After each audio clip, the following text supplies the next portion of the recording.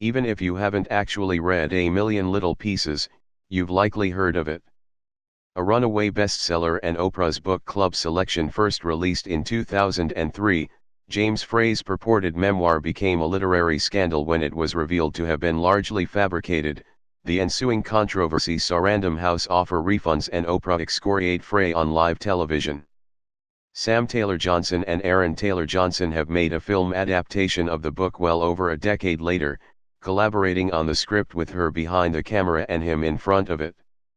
To say that the filmmakers didn't strike while the iron was hot would be an understatement, but the film isn't entirely without its merits. You know the setup: our substance-abusing hero hits rock bottom, gets sent to rehab despite refusing to admit he has a problem, makes life miserable for everyone trying to help him, learns lessons from a rough-around-the-edges elder, Billy Bob Thornton, and eventually gets his act together in a way that's optimistic without feeling untrue to the preceding bleakness.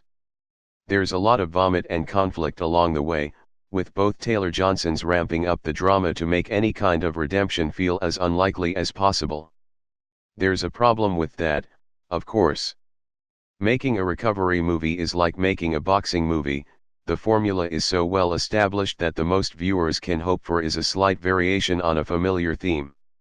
A Million Little Pieces delivers that, but may leave you wondering whether it could have endeavored to do more.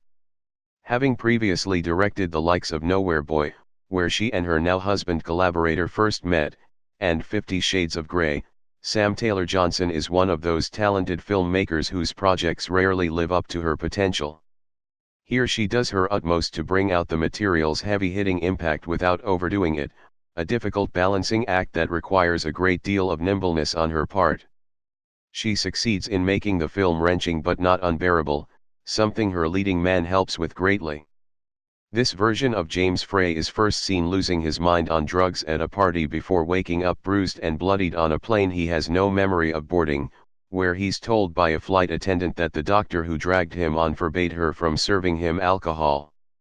Stubborn, difficult, and generally unpleasant, he insults his fellow patients at the rehab facility. His family, including a brother played by Charlie Hunnam, has bankrolled and undermines his doctor's attempts to help him, if not quite enough to make us believe they won't eventually succeed.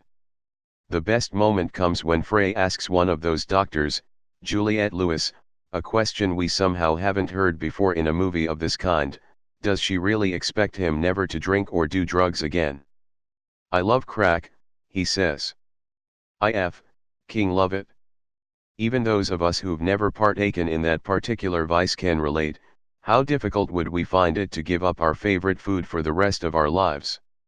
Elsewhere, though, the film plays it by the numbers. It begins with a quotation attributed to Mark Twain that he never actually wrote, which is apropos, however unintentional, of the whole saga: "I've lived through some terrible things in my life, some of which actually happened." As a film, the biggest issue with A Million Little Pieces isn't whether any of this happened, it's that, even if it did, none of it stands out from the many similar movies that came before it.